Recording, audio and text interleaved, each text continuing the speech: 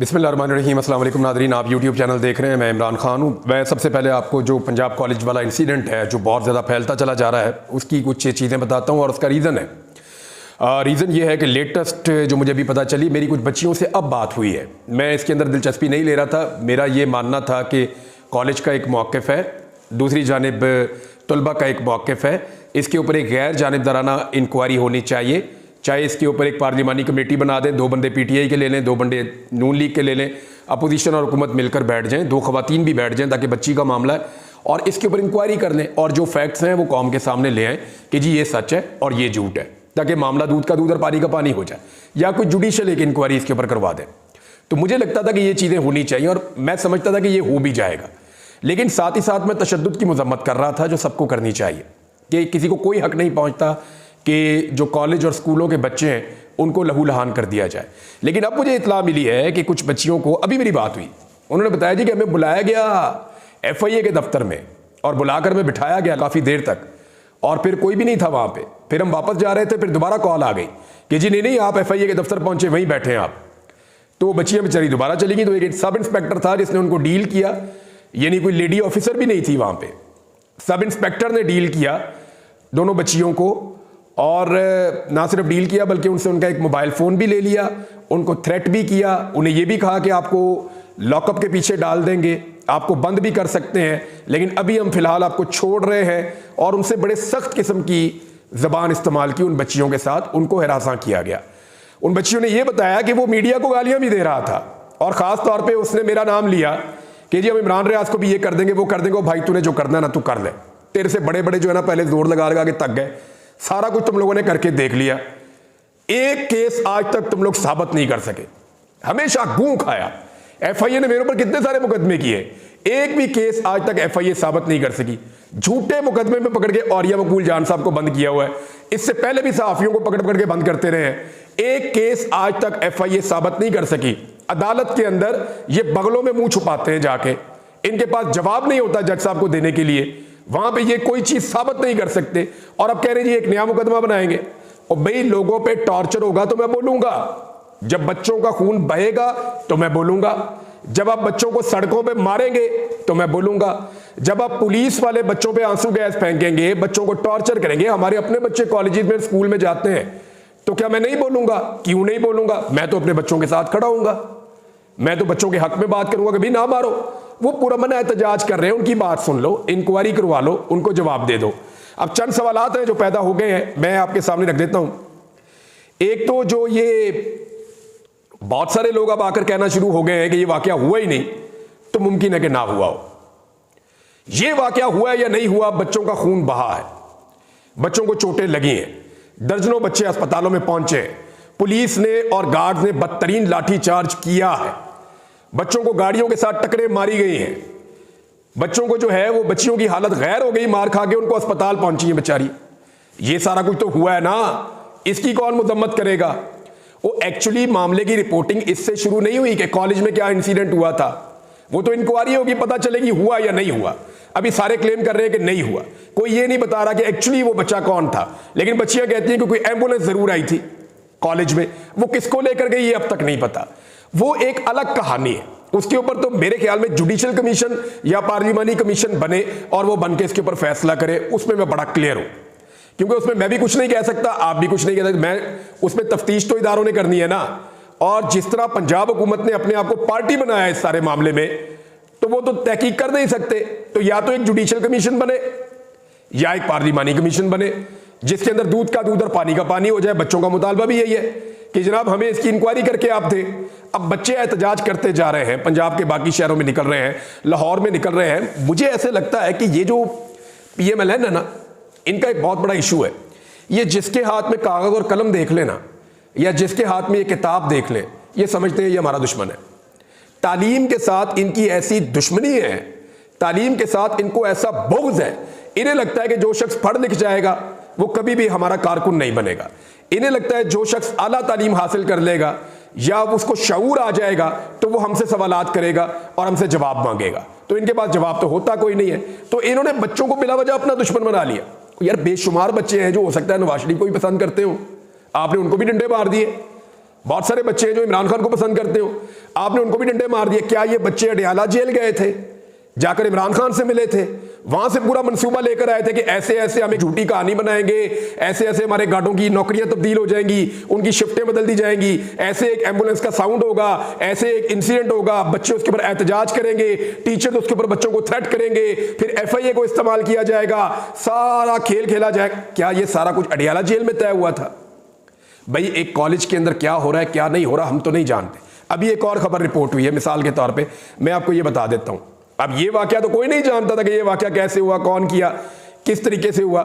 ये आप देखें, मैं आपके सामने रखता हूं। नादिर बलोच साहब हैं, उन्होंने एक FIR शेयर किया है और ये FIR पिंड दादन खान से है जी। ये पंजाब का पिंड दादन खान है, झेलम का इलाका, वहां से उन्होंने ये FIR शेयर किया है। FIR के अंदर जो है वो जो थोड़ा सा उर्दू मतन है मैं आपको बता देता हूं कि पिंड दादन खान में तालिबा के साथ ज्यादती का वाकया। एजुकेटेड स्कूल की 8 साला तालिबा को स्कूल की कैंटीन के ठेकेदार ने मुबैना ज्यादती का निशाना बना डाला। तालिबा के इब्तदाई मेडिकल टेस्ट में डॉक्टर्स ने ज्यादती की तस्दीक कर दी। पुलिस ने मुलजिम इम्तियाज को गिरफ्तार करके मुकदमा दर्ज कर लिया। ये एक वाकया है ना, तो ये दूसरा वाकया भी ऐसे ही रिपोर्ट होना था, इससे ज्यादा नहीं होना था। वो भी बच्चे प्रोटेस्ट कर रहे थे, एहतजाज कर रहे थे, आपने उनको मारना शुरू कर दिया। मुझे लगता है इन्हें खून चाहिए। यानी कोई एक आधा हफ्ता हो गया पाकिस्तान तहरीक इंसाफ के कारकुन नहीं निकले ना, तो ये लाठी चार्ज नहीं कर सके, खून नहीं बहा सके। तो ये जो पंजाब की जो गवर्नमेंट है ये ड्रैकुला लगती है मुझे। इनको खून पीने का शौक है, खून देखने का शौक है। तो जब शौक पूरा नहीं होता, लगता है नशा टूट रहा था, बच्चों को मारना शुरू कर दिया। भाई वो पुरअमन एहतजाज कर रहे थे, मैंने किसी जगह पे बच्चों को नहीं देखा कि वो पुलिस को मार रहे हो। ये पहले दिन की बात मैं कर रहा हूं, इवन दूसरे दिन भी बच्चे पहले पुलिस को नहीं मार रहे थे, बच्चे तो पुलिस को अंकल अंकल अंकल कह के पुकार रहे थे। बच्चियां ये कह रही थी कि अंकल आपके घर बेटी नहीं है, तो इस किस्म के सवालात वो उठा रही थी। वो दिल को छू जाने वाला जुमला है, मैंने पहले भी ये बात आपको बताई थी। अब वो बच्चे एहतजाज कर रहे हैं पुरअमन, आप उनको पुरअमन तरीके से कह सकते हैं। कॉलेज की इंतजामिया भी यही कर रही है अब, और गवर्नमेंट भी यही कर सकती थी। हम बच्चे इसकी इंक्वायरी कर लेते हैं, आप लोगों का मुतालबा जायज़ है, इसकी तहकीकात होनी चाहिए, हम तहकीकात करवा लेते हैं। जिन तहकीकात पे आप मुतमईन हैं उस तरह का हम बोर्ड, जैसे शेख हसीना वाजिद कहती थी ना तलबा को कि ये दहशतगर्द है। शेख हसीना वाजिद कहती थी ना ये रजाकार है। रजाकार एक्चुअली शेख हसीना वाजिद के पॉलिटिकल अपोनेंट्स को कहते हैं। यानी वो अपनी सियासत के लिए, हम तो यहाँ पे दहशतगर्द कहते हैं, हम तो यहाँ पाकिस्तान तहरीक इंसाफ के फॉलोअर कहते हैं, तो वहां पे रजाकार कहा जाता था कि ये रजाकार है, ये आतंकवादी है, रजाकार है। तो शेख हसीना वाजिद ये कहकर बच्चों को मारती थी। तो जो पंजाब की शेख हसीना वाजिद है उन्होंने भी इसी तरह का रवैया रखा हुआ है, और FIA के दफ्तर में बुला के आप बच्चियों को थ्रेट करवा रहे हैं। फॉर गॉड सेक यार इंसान बन जाए। बच्चों ने वही बात की है जो उन्होंने देखा, जो उन्होंने सुना। आप उसके अंदर तस्दीक कर सकते हैं कि नहीं बेटा, ये जो एम्बुलेंस आई थी ये एक्चुअली किसी और काम के लिए आई थी, ये जो गार्ड्स की जो तब्दील की है शिफ्टें, ये किसी और काम के लिए तब्दील की है। जो भी है आप उनको मुतमईन करें ना, इसके ऊपर इंक्वायरी करें, और गैर जानिबदारा इंक्वायरी होगी तो सबको यकीन भी आ जाएगा।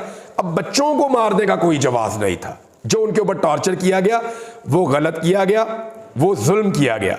2 वाकयात और हुए हैं। एक वाकया एक और जगह से रिपोर्ट हुआ, ये खैबर पख्तूनख्वा में रिपोर्ट हुआ वाकया, और ये स्वाबी में निजी स्कूल के चौकीदार ने 4वीं जमात की तालिबा के साथ मुबैना तौर पर ज्यादती की है।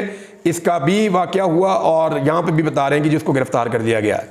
और इसी तरह एक पिंड दादन खान में वाकया हुआ, वहां पे भी गिरफ्तार कर दिया गया। तो देखें ये इशू तो है, ये इशू तो है पाकिस्तान में, और बच्चियों को महफूज बनाना हम सबकी रिस्पॉन्सिबिलिटी भी है। ये सिर्फ अपोजिशन का, हुकूमत का काम नहीं है, पूरे मुआशरे का काम है, सबका काम है। और स्पेशली जब माँ बाप बच्चों को स्कूलों में भेजते हैं तो वो मुतमईन हो जाते हैं कि जी हमारे बच्चे स्कूलों में चले गए हैं, कम से कम स्कूल और कॉलेज की हदूद में जब तक हम उन्हें लेने नहीं जाते तब तक वो मुकम्मल तौर पे महफूज हैं।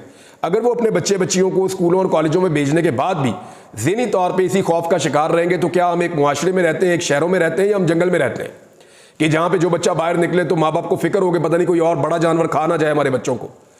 तो ये रियासत की जिम्मेदारी है, रियासती इदारों की जिम्मेदारी है, हुकूमत की जिम्मेदारी है, अपोजिशन की जिम्मेदारी है। सबको ये जिम्मेदारी लेनी पड़ेगी और लेनी चाहिए।